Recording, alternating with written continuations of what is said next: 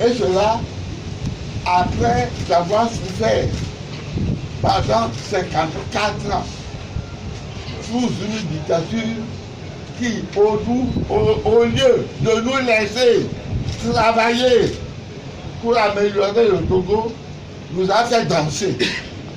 On a dansé, animation. Vous vous souvenez de cela? Bien sûr. Eh bien, j'ai donc suivi avec une grande indignation et une vive consternation la plaisanterie de mauvais goût que nous a servi la CENI sous ordre la nuit dernière en proclamant les soi-disant résultats du scrutin présidentiel du samedi 22 février 2020 et qui a donné pour gagnant le chef de l'État sortant, pourtant manifestement vomi partout par la population. On lui a fait donner 72% de succès. Et on a attribué au candidat unique de ma dynamique, visiblement soutenu par la majorité écrasante des électeurs, seulement 18% des suffrages exprimés représentant l'inverse de la réalité du vote de la population sortie massivement exprimer son soutien avec enthousiasme à la nouvelle dynamique que j'ai créée en m'impliquant personnellement, malgré la force de mon jeune âge. Je suis plus jeune que vous tous. Voilà. Dans cette campagne électorale, de nommer à Saint-Cassé. Eh bien, partout, nous avons été reçus avec une espèce de double enthousiasme. D'abord, quand le candidat sort, il est ovationné. Ovationné par une population qui nous attendait depuis 6 heures, 8 heures, 10 heures. Et quand je vois qu'il est installé, alors moi aussi je sors de ma voiture et alors une autre acclamation avec enthousiasme qui décuple justement la confiance du peuple dans ce qui va être opéré pour le salut du peuple togolais qui n'a que tout souffert. J'ai vécu cela personnellement. Ce n'est pas des on-dit. Et puis, spontanément, les populations ont acclamé notre candidat. La transparence, c'est 20-20. Tous acclamaient ça et ils étaient même comme transportés de joie dans un nouveau monde. Voilà ce que j'ai dit. Je voudrais faire observer à ce stade de mon propos l'augmentation sensible du taux de participation, plus jamais égalé depuis 2005 à ce jour, estimé à 20%, à plus de 20%, justifié donc par mon implication personnelle et ma présence effective sur le terrain à travers les villes, les villages, tout c'est tout impossible que nous avons. On a eu des voitures qui étaient en panne, c'était vraiment impossible. En conséquence, je lance un vibrant appel vibrant et solennel à tous les Togolaises et Togolais, épris de paix et de liberté, aussi bien de l'intérieur du pays que de la diaspora, à se mobiliser de façon dynamique, décisive et sincère,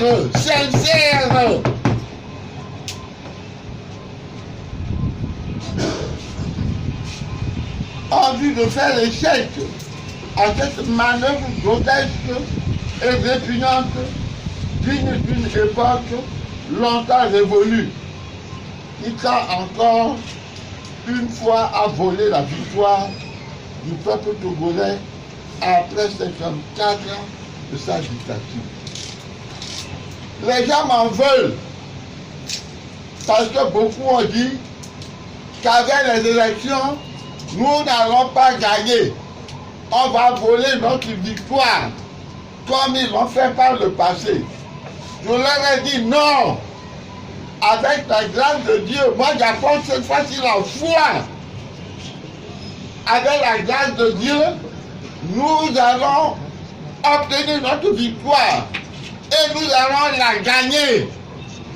Avec la grâce de Dieu, voilà la nouveauté que moi j'apporte à cette campagne électorale. La foi à la parole de Dieu. Je ne veux plaire à personne. Je ne veux plaire ni aux autorités, ni à l'opposition.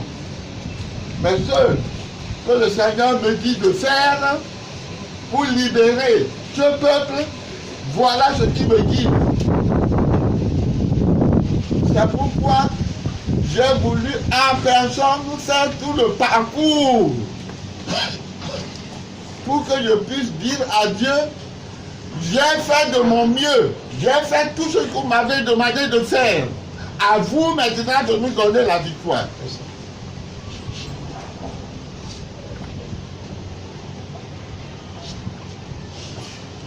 Je demande avec la plus grande humilité et avec beaucoup de respect à tous mes collègues évêques, à tous les prêtres, aux pasteurs de toute obédience, aux imams dont le soutien ne m'a jamais fait défaut. Applaudissez-les.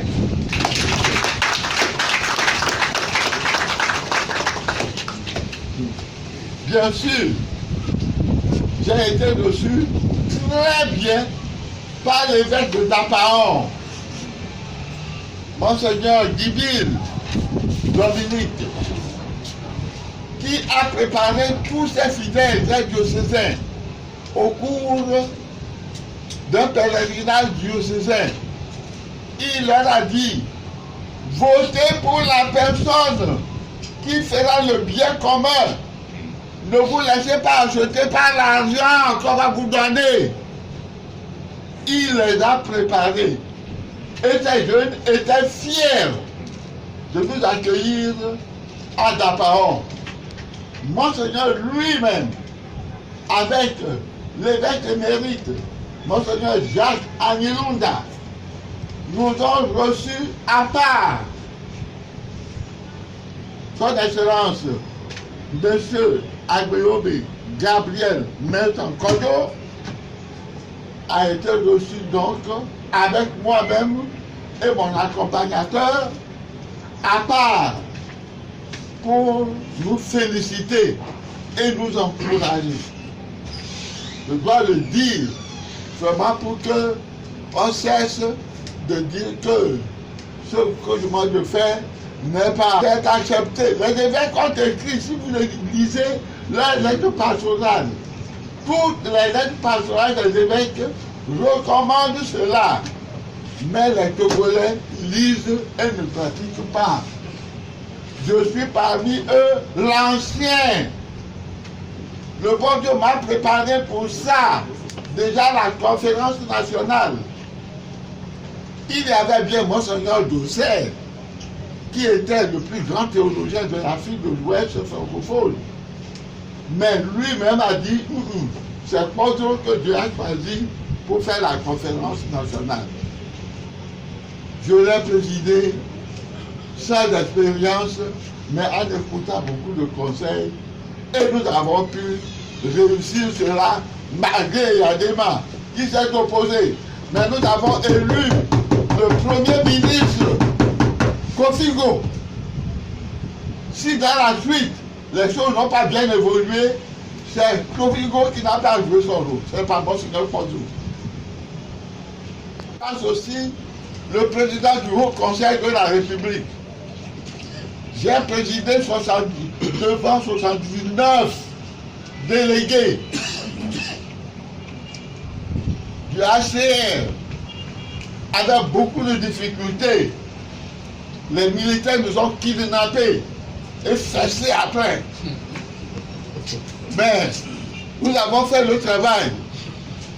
Nous avons produit la constitution de 72, de 92.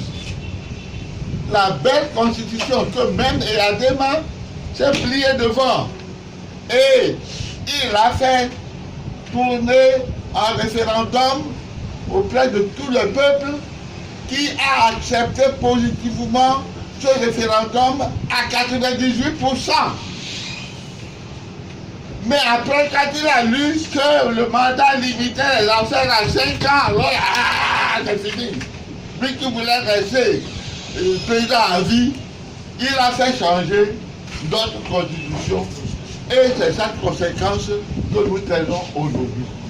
Vous avez compris? Vous avez compris?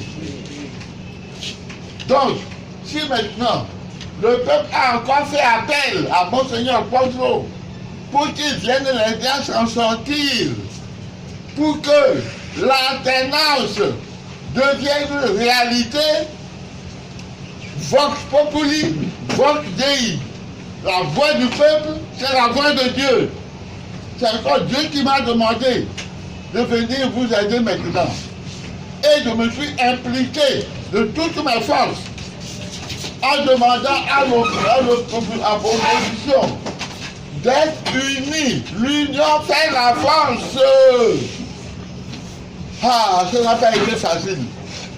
Les Congolais sont difficiles à cuire. Leur égoïsme personnel, leur ventre est ce qui commande.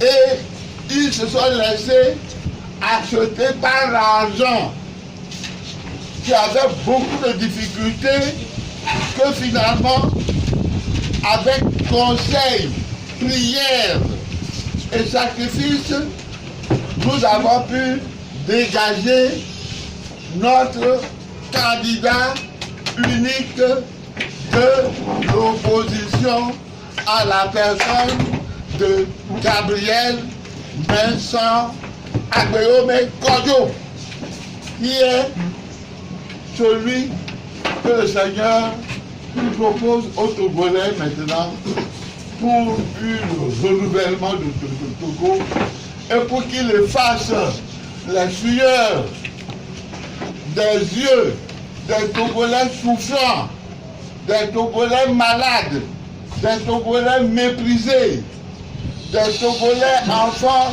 qui, pour aller à l'école, font des kilomètres et se retrouver dans des rocs-placards. Des malades qui, pour se soigner, se retrouvent dans des hôpitaux qui n'ont presque pas de matériel pour soigner. Et l'hôpital, vous le savez tous, de Lomé, ce qu'on appelle le mouroir, on y va pour mourir. Eh bien, des pauvres femmes qui font des kilomètres à pied pour aller chercher l'eau. Et comment nous sommes en train nous-mêmes de désertifier notre pays avec le charbon de bois. Dieu a écouté notre misère et a suscité Gabriel Vincent Agbeome Kojo. Gabriel signifie la force de Dieu. C'est un cadeau que Dieu nous fait.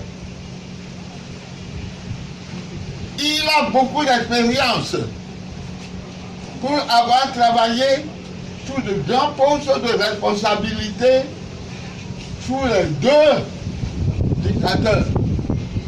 Et il les a vomis, il a craqué pour faire mieux. C'est pour cela que c'est la personne indiquée. Eh bien, quand Dieu fait un cadeau, le cadeau est gratuit. Mais il faut collaborer maintenant. Il faut travailler pour mériter ce cadeau. Et c'est ça que je m'aperçois manquant chez les Togolais. Parce que, après avoir écouté le résultat donné, proclamé par la CENI, je m'attendais à ce que le lendemain matin, tous les Togolais sont dans la rue. Le cadeau, Fidel Michaud, qui êtes-vous?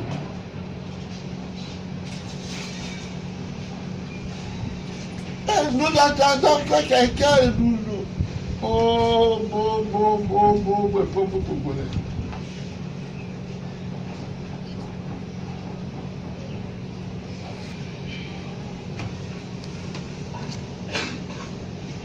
Peuple togolais, c'est d'autres qui viendront vous mettre la nourriture dans la bouche.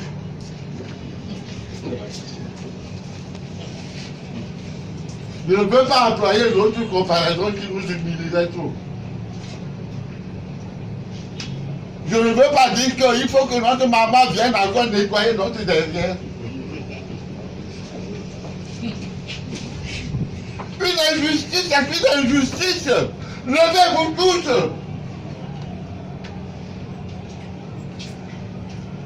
Quand même, voilà la raison de mon indignation. Dieu a exaucé nos prières.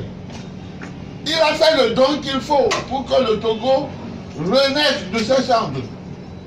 Mais les Togolais attendent. On attend.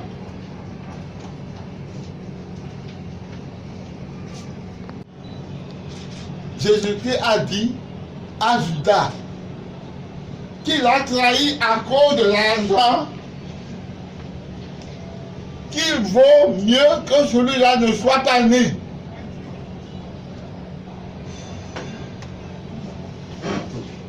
Judas, un traître, qui s'est contenté de 30 francs pour vendre son maître. Et après, il s'est tellement repenti qu'il est allé jeter l'argent. Il a voulu donner l'argent au vendeur. Il lui a dit c'est ton affaire. Et ça l'a tellement brûlé qu'il est allé jeter l'argent au temple. Puis il est allé se pendre. Alors donc, tous ces Togolais qui reçoivent l'argent et qui trahissent les pauvres Togolais en prolongeant notre souffrance encore pendant 5 ans. Parce qu'on leur a donné 2 000 francs, 3 000 francs, 4 000 francs. Même on leur a donné des bicyclettes, des tracteurs, des t-shirts. Oui. Ils ont reçu ça, puis c'est fini. Non, mais je ne veux pas les maudire. Je me suis dit, ils sont pauvres. C'est pourquoi ils reçoivent ça. Qu'ils reçoivent, mais qu'ils ne votent pas pour lui. Qu'ils votent pour celui que le Seigneur désigne pour nous.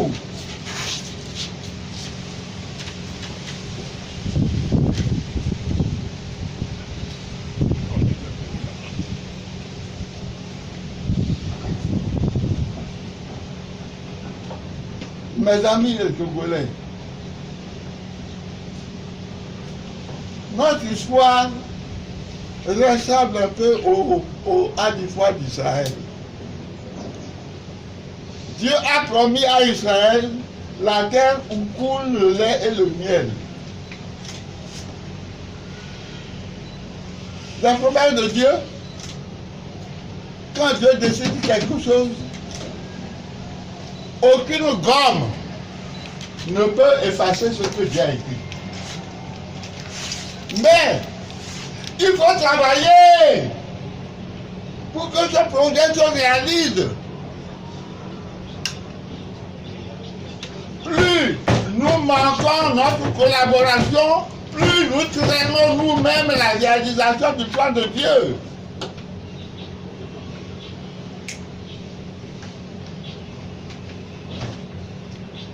Dieu a promis à Abraham et à ses descendants la terre de Canaan. Mais il a fallu beaucoup d'années parce que le peuple d'Israël lui-même est devenu incrédule et Dieu l'a soumis à la servitude des pharaons en Égypte pendant des années. Par conséquent, mes amis, Dieu nous a renoncé l'eau.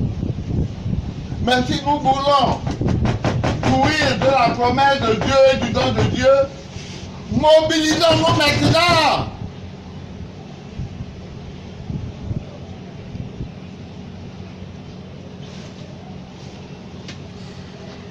Rien n'est impossible à Dieu.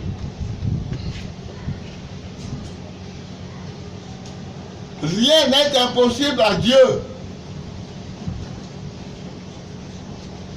Je lance un appel à toutes les instances pour qu'ils jettent un coup d'œil sur ce bulletin, ces résultats que la CENI a proposé en se moquant des pauvres Togolais pour lesquels nous avons fourni des schémas de réalisation objective. Et ils ont dit que c'est le chef de l'État qui a gagné. Le mensonge. Le mensonge. Mobilisons-nous contre le mensonge.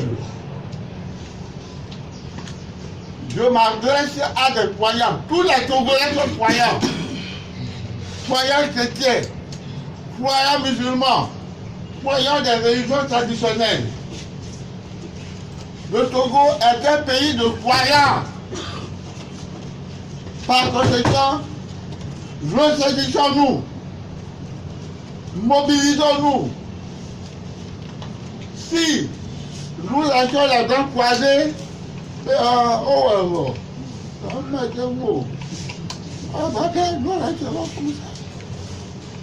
on dit, mets le fardeau sur tes genoux.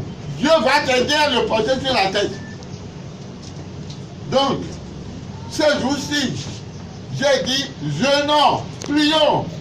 Et puis après, faisons une grande manifestation. N'ayez pas peur des fusils. Des fusils. Les soldats eux-mêmes en ont marre.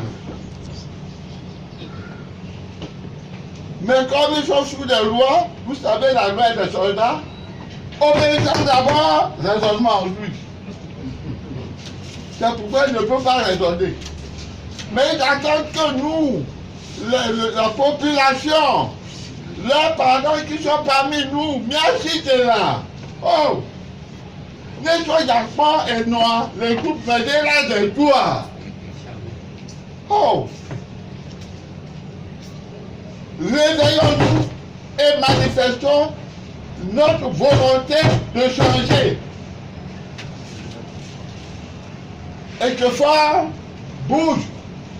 Je ne lui souhaite pas la mort. Hein. Les autres, ne sigo jamais, ne sigo jamais, ne miago. Autrement, ne moussigo, en son temps, il y avait son papa qui disait des éléments incontrôlés de l'armée.